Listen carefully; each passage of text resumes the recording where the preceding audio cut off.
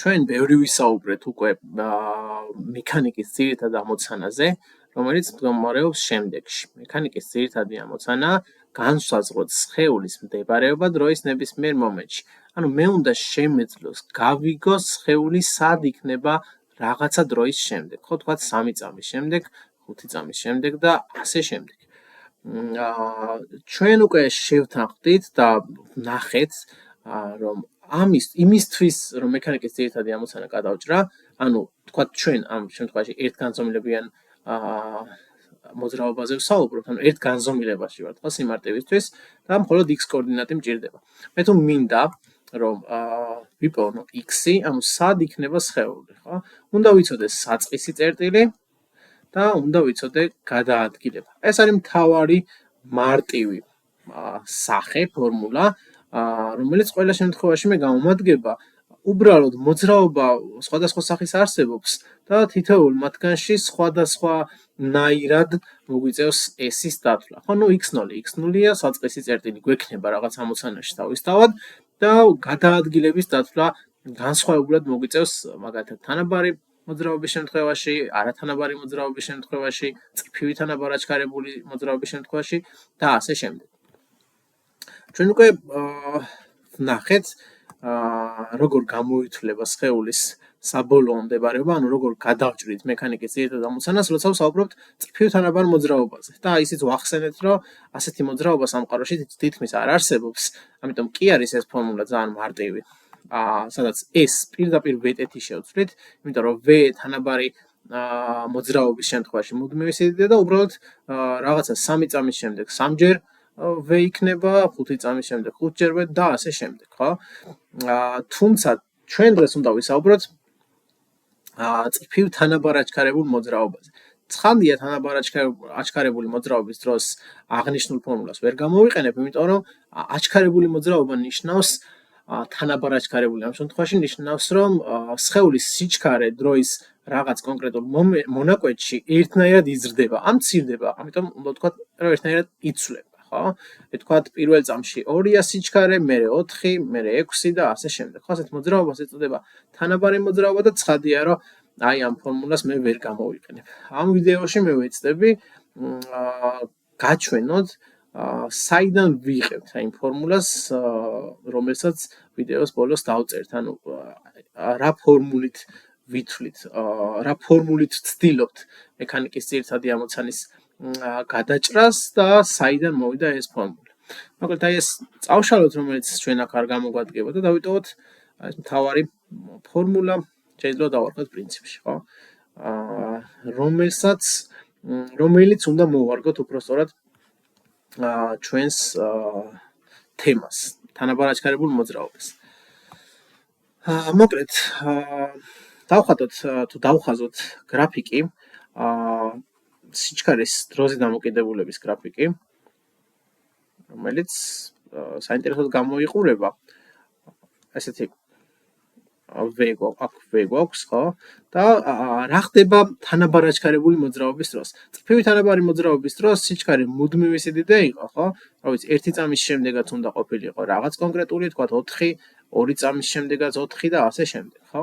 თუმცა, თუ დავაკვირდებით თანაბარ-აჩქარებული მოძრაობის დროს, ჩვენ გრაფიკს ექნება ესეთი სახე. თქვათ, მოდი ჯერ რიცხვებს დავაწერ. თქვათ, თავიდან, მოდი 0 იყოს, თქვათ, გაჩერებული იყო თავიდან სხეული. აი აქ ვართ და აქ იყოს სადღაც მე 1 იყოს, დავნამროთ, მოდი 2, 3, 4 და 5. ხო და აქითაც 1.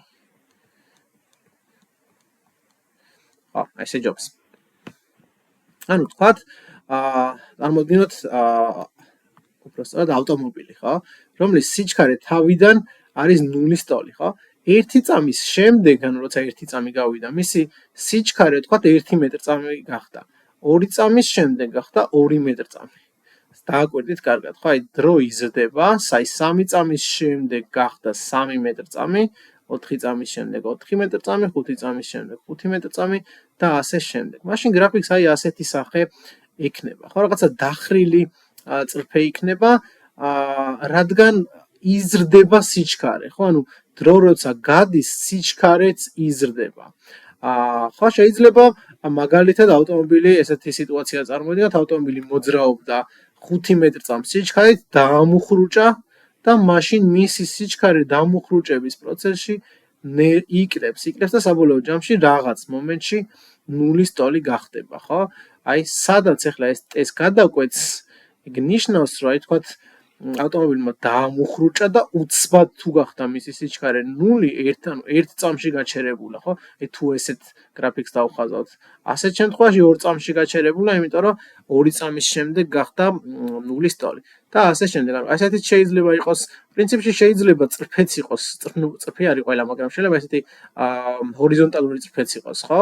ამ შემთხვევაში აჩქარება მუდმივი არა, უпростоად აჩქარება ერთის ტოლია, ხო? ანუ ფაქტურად არ ჩქარდება ავტომობილი, ასეც შეიძლება დავსვათ პრინციპში საკითხი.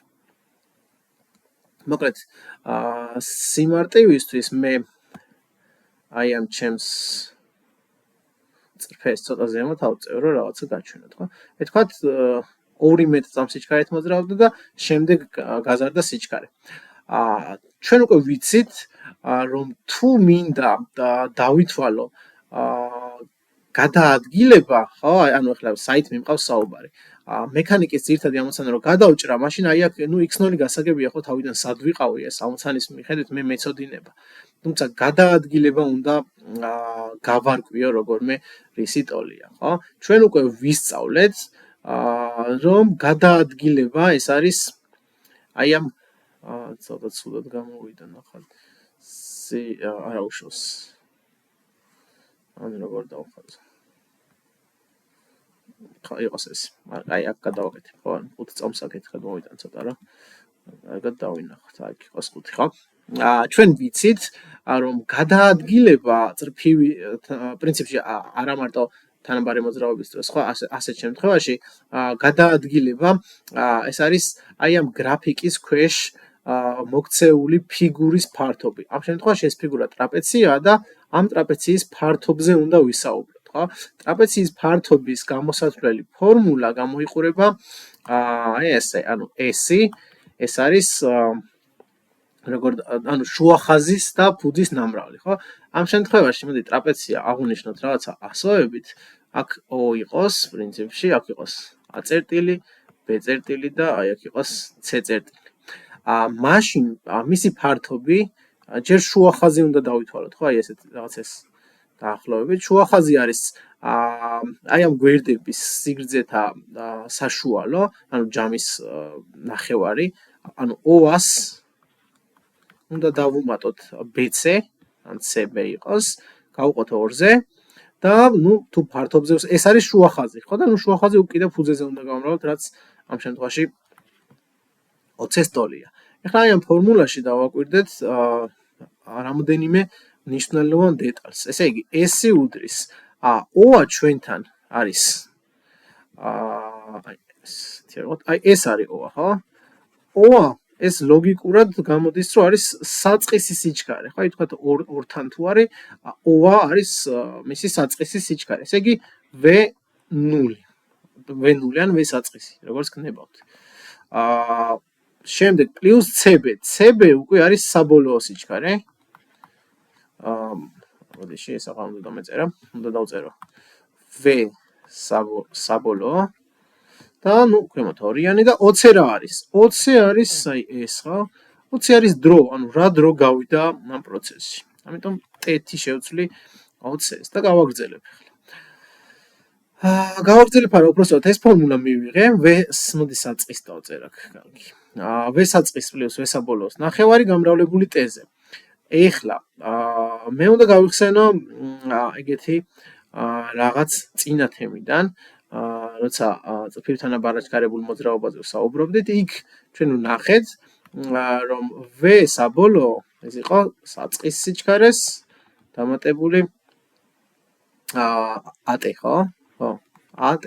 ანუ საწყის სიჩქარეს რაღაცა დროში აჩქარება, ხო? დროისა და აჩქარების ნამრავლი. და მოდი ავდგები და V საბოლოოს ნაცვლად ჩემს ფორმულაში შევიტან V საწყის პლუს AT-ს, ანუ მის მის მნიშვნელობას თუ როგორც არის, არ ვიცი. ესე იგი, ჩავსვათ აბა V საწყისი, ანუ S-ი უდრის. V საწყის პლუს V საბოლოოს ნაცვლად ვსვავ V საწყის. მოდი ესე გავაკეთებ, აი კარგად რომ აღიქვათ თქვენს რას შვები. არ მომწონს ამით მუშაობა. პირდაპირ ვიღებ და V საბოლოოს ნაცვლად აი ამას ჩავსვავ, ხო? და ვაგრძელებთ, ქვემოთ გვაქვს 2-იანი, ქვემოთ გვაქვს 2 და ეს უნდა გავამრავლოთ მთლიანად ტეზე. პრინციპში არც უნდა წილაც ეს ფრჩხილები, იმიტომ რომ მთლიანად მრავლდება ისედაც გასაგებია, მაგრამ მაინც დავწი. ამას წავშლი ახლა აღარ მჭირდება და გავაგრძელებ. ეს უდრის V საწყისი და V საწყისი არის 2 V საწყისი პლუს AT შეფარდებული 2-თან და გამრავლებული ტეზე, ეს უდრის. V-ს ახლა ამ წილად გავხლეჭ, ხო, გავუყოფ შუაზე 2 V საწყისი შეფარდებული 2-თან პლუს AT შეფარდებული 2-თან. აქ უკვე ფრჩხილები მჭირდება, იმიტომ რომ ორ წევრის სახით ჩავწერე გამრავლებული ტეზე 2 და 2 წავიდა. V საწყისი დამჭა და გამრავლებული ტეზე არის V. მოდი V საწყისი ახლა V-ნოს, ან კაი, V საწყისი იყოს. V საწყისი ტეზე პლუს AT მეორედი რო ტეზე გავამრავლოთ, იქნება AT კვადრატ ნახევარი. აი ეს არის ჩვენი საბოლოო ფორმულა.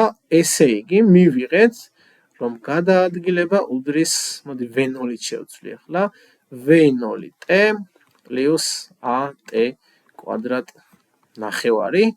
ეს ერთი ფორმულა, რომელსაც ესე ლამაზად მოვაქცევ ჩარჩოში და ეხლა დაუბრუნდეთ მექანიკის ძირითად ამოცანას. მე ვთქვი, რომ თუ აი აქ ეს ვიპოვნიდი, მაშინ მექანიკის ძირითად ამოცანასაც გადავჭრიდი, ხო? შესაბამისად ეხლა დავწეროთ. ესე იგი, X-ი, ანუ სხეულის საბოლოო მდებარეობა ეს არის საწყის პლუს S-ი, რომელიც თავის მხრივ არის დიდი რაღაც არის, ხო? X0 პლუს V0T პლუს T კვადრატ ნახევარი. ესეც ჩვენი თავარი ფორმულა, ორი ფორმულა, პრინციპში ეს ორი ერთმანეთს გავს. აქ უბრალოდ X0 გვაქვს კიდე, იმიტომ რომ როცა მექანიკის ძირითად ამოცანაზე ვსაუბრობთ, საწყისი წერტილიც მჭირდება, ანუ საიდან დაიწყო ამ სხეულმა მოძრაობა. აი ეს ორი ფორმულა გვაქვს, რომელიც ამ თემაზე უნდა ვიცოდეთ და ამ ორი ფორმულით ფაქტიურად გადავჭრით მექანიკის ყველა იმ ამოცანას, უბრალოდ ყველა იმ პრობლემას, რომელიც დაკავშირებულია წრფივ თანაბარაჩქარებულ მოძრაობასთან. შემდეგ ვიდეოში რამდენიმე ამოცანა განვიხილოთ, სადაც დავწმუნდებით, რამდენად კარგად და სასიამოვნოდ შეგვიძლია ამ ფორმულების გამოყენება და როგორ გაამარტივებს საკმაოდ რთულად დასმულ ამოცანებს.